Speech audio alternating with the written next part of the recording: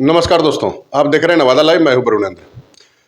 पंचायत उप निर्वाचन 2023 के लिए नवादा जिले में जो चुनाव हुआ था उसका परिणाम करीब करीब सामने आ गया है। और इसमें जो सबसे महत्वपूर्ण पद था नारदीगंज भागेक जिला परिषद की सीट, उस सीट के भी नतीजे आ गए हैं। देवानंद कुमार उर्फ देवा चौहान चुनाव जीते हैं और उन्होंने अपने निकटतम प्रतिद्वंदी वाल्मीकि प्रसाद यादव को करीब 4000 से ज़्यादा मतों से पराजित किया। देवानंद चौहान पिछले 2-3 बार से किस्मत आजमा रहे थे उस सीट से, लेकिन उन्हें सफलता नहीं मिल पा रही थी। हर बार वो कंटेस्टर रह रहे थे, सेकंड वही रहते थे, लेकिन उनकी किस्मत जो था उन साथ नहीं दे रहा था। बहुत नज़दीक जाकर चुनाव हार जाते थे, लेकिन इस बार कामयाबी मिल गई। तो कामयाबी मिली भी तो बड़े वोटों के अंतर से मिली है। करीब 4000 से ज़्यादा मतों से वो चुनाव जीते हैं और उन्होंने अपने निकटतम प्रतिद्वंदी वाल्मीकि यादव को हराया। 8000 से कुछ ज़्यादा वोट इनको मिला और 4000 करीब वोट 4000 से कुछ ज़्यादा वोट उनको मिला। तो जो जीत हार का मार्जिन है करीब 4061 वोट का बताया जा रहा है। तो चुनाव परिणाम आ गया है, समर्थकों में जश्न है, रंग अबीर उड़ रहा है। तो हमें लगा कि ये खबर हम अपने नवादा लाइव के व्यूअर को हम बता दें। लेकिन अब इससे ये जो परिणाम आया, परिणाम कहता क्या है, इस पर हमारी जो समझ कहती है वो हम चाहते हैं कि अब हम आप लोग के सामने परोस दें। दरअसल ये सीट बहुत हॉट सीट था।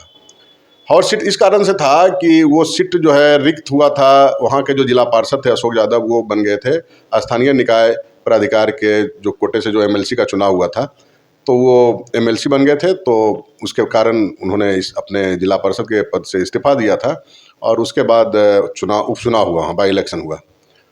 लेकिन इस जो उलट पुलट जो हुआ या उठापटक जो हुआ राजनीति में, वो ये हुआ कि अशोक यादव खुद एमएलसी बन गए। उनकी खाली की गई सीट थी, लेकिन जीतने वाले जो शख्स हैं वो उनके समर्थित प्रत्याशी नहीं है।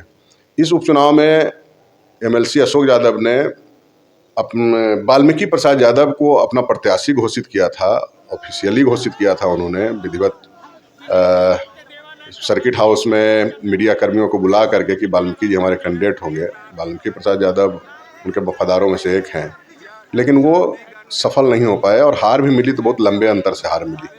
4000 वोट का जीत हार का फासला कोई छोटा फासला नहीं होता है। तो देखिए, एक छोटी सी जानकारी हम और आप लोगों को शेयर कर देना चाहते हैं कि 2021 में जो चुनाव हुआ था, उस दौरान उस सीट से कुल 4 प्रत्याशी थे। वो 4 प्रत्याशी में एक तो अशोक कुमार जो भैया अशोक यादव जिन्हें हम लोग कहते हैं, वो तो थे ही। दूसरे थे कृष्णदेव सिंह भाजपा नेता, फिर एक देवानंद कुमार, वही जो देवा चौहान इस बार जो चुनाव जीते, और एक देवनंदन प्रसाद यादव। तो जो स्थिति थी उसमें अशोक जी जब पिछली बार जीते थे तो उन्हें 12,069 वोट मिला था और कंटेस्टर जो रहे थे देवानंद कुमार यानी देवा चौहान, उन्हें 9462 वोट मिला था और कृष्णदेव सिंह जो भाजपा नेता हैं उन्हें 4764 वोट मिला था और एक देवनंदन प्रसाद यादव उन्हें 1543 वोट मिला था। यानी कि 12,069 वोट जो उन्हें मिला था एमएलसी अशोक जी को, उस समय जिला परिषद के उम्मीदवार रहते हुए, और चुनाव जीते थे करीब 2700 वोटों के अंतर से। उनका वोट गया कहाँ?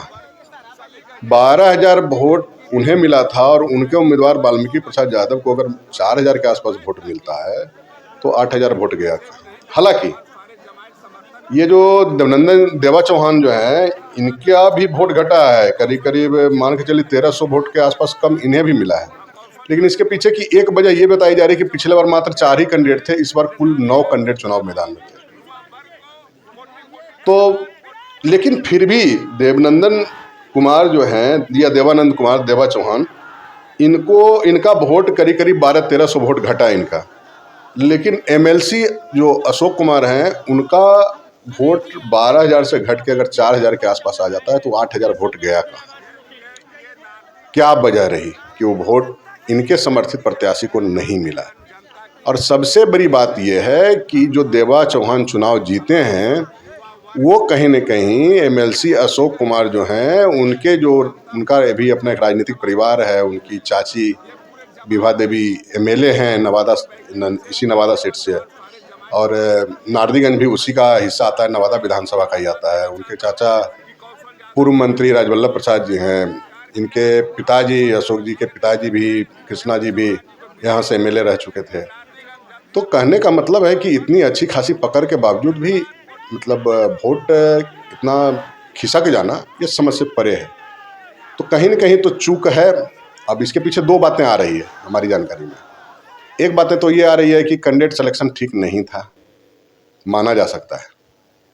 नहीं, कैंडिडेट सिलेक्शन ठीक नहीं होने के पीछे जो भी वजह हो, कैंडिडेट सिलेक्शन सही नहीं था तो फिर भी 8,000 वोट का गैप हो जाए, आपका वोट 8,000 खिसक के दूसरे तरफ कहीं चला जाए, ये भी एक समझ से परे की बात है। इतना होता ठीक है, गिरावट अगर होती है तो 10%, 20%, 25% वोट की गिरावट होती है अगर कैंडिडेट पसंद नहीं था लोगों में। तो क्या एमएलसी का भी ग्राफ गिरा है? ये बड़ा सवाल है, बड़ा सवाल है ये। और लोग बताते हैं, इस बात को एक्सेप्ट कर रहे हैं कि हाँ, एमएलसी बनने के बाद अशोक जी की जो एक्टिविटी थी वो एमएलसी बन गए, लेकिन उस इलाके के लोग उन्हें अपना जिला पार्षद के रूप में ही ज़्यादा आम लोग मानते थे और उनका कनेक्टिविटी कहीं न कहीं जो है सो या सही नहीं रह पाया। संवादहीनता की स्थिति उन मतदाताओं के साथ रही, आम मतदाताओं के साथ। चूँकि एमएलसी का चुनाव तो खास मतदाताओं का होता है, लेकिन आम मतदाता जो जिला पार्षद उन्हें बनाते थे उनसे उनका जुड़ाव उस रूप में नहीं रह गया जिस रूप में होना चाहिए था। और यही वजह रही, यह भी एक वजह माना जा रहा है कि उनका वोट बैंक में गिरावट हुआ। जो उनके कार्यकर्ता थे वही सब बहुत सारा छिटक गए। चुनाव कैंपेनिंग के दौरान ही जो लगे हुए थे बहुत सारे जनप्रतिनिधि, जिला पार्षद और लोग, कार्यकर्ता लोग, वो बताते थे कि मतदाता खुलकर बोल नहीं पा रहे हैं। इसका मतलब था कहीं न कहीं एंटी इनकम्बेंसी, उम्मीदवार के प्रति भी था नाराजगी, और जो एमएलसी हैं या उनके कुनबे के लोग हैं उनके प्रति भी कहीं न कहीं कुछ नाराजगी थी। तो बहरहाल इस पूरे खबर की बात, ये खबर का सार ये है कि एमएलसी अशोक यादव के लिए एक बड़ा झटका है और कहीं न कहीं एक संजीवनी जदयू नेता पूर्व विधायक कौशल यादव को मिली है। चूँकि इसी सीट से वो जब 2020 का चुनाव लड़े थे जदयू के टिकट पे तो तीसरे नंबर पे चले गए थे, लेकिन इस चुनाव ने उन्हें संजीवनी प्रदान की है। इसके पहले भी एक संजीवनी उन्हें मिली थी जब नगर परिषद नवादा के चेयरमैन संजय कुमार की पत्नी पिंकी कुमारी जीती थी। वो भी कहीं न कहीं व्हाइट हाउस के कौशल यादव के ही समर्थित माने जाते थे। तो दोस्तों, राजनीति तो यही है, पता नहीं कब अर्श पे कब फर्श पे जनता का मिजाज क्या है, पढ़ना बहुत आसान नहीं होता है। तो जनता का मिजाज जो नेता पढ़ लिया वो कामयाब हो गया। तो इस बार हमें लगता है कि कहीं न कहीं जनता का मिजाज पढ़ने में एमएलसी और उनके जो भी कुनबे के लोग हैं चूके हैं, और हो सकता है इसकी जो यहाँ जो कमी रह गई आने वाले दिन उसकी भरपाई करेंगे। तो दोस्तों, इस वीडियो में इतना ही। एक अपील कि अगर अब तक आपने नवादा लाइव चैनल को सब्सक्राइब नहीं किया है तो सब्सक्राइब कर लेंगे, बेल आइकन बजा लेंगे। वीडियो अच्छा लगे तो लाइक और शेयर जरूर करेंगे। चलते चलते आपको छोड़े जाते हैं।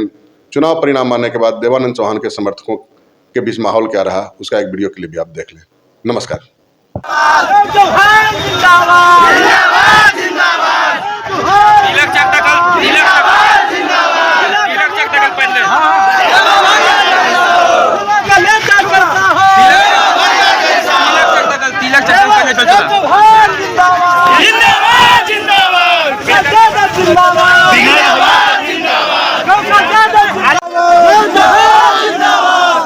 विनय जी, आपके देवानंद चौहान जीत का परचम लहराए हैं, क्या संदेश है जिलावासियों के लिए?